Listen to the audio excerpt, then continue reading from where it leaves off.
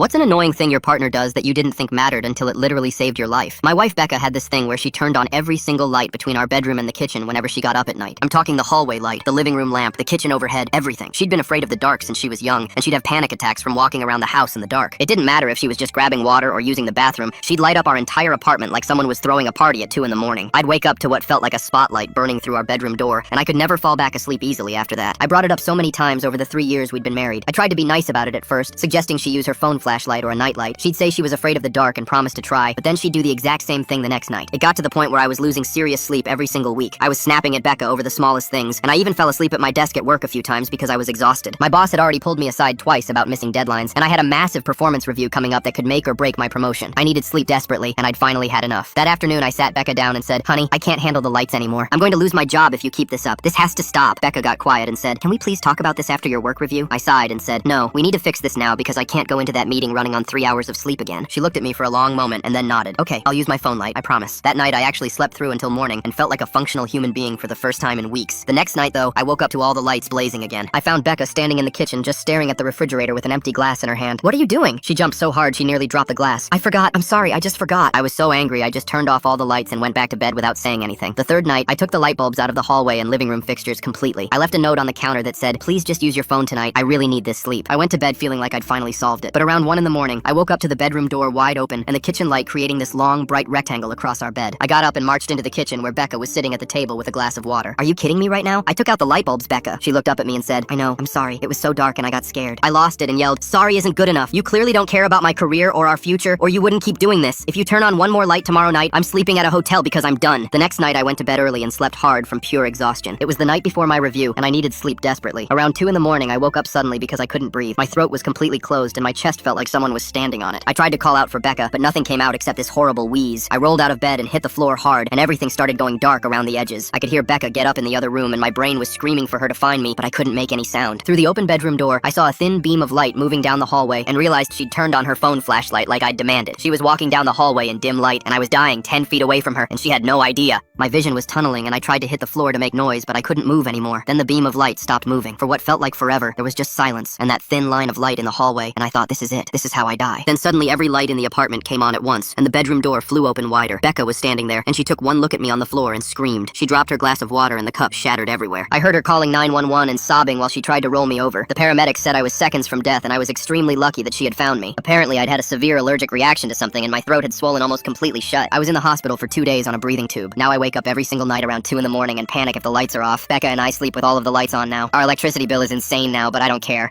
The darkness feels different after you've almost died in it.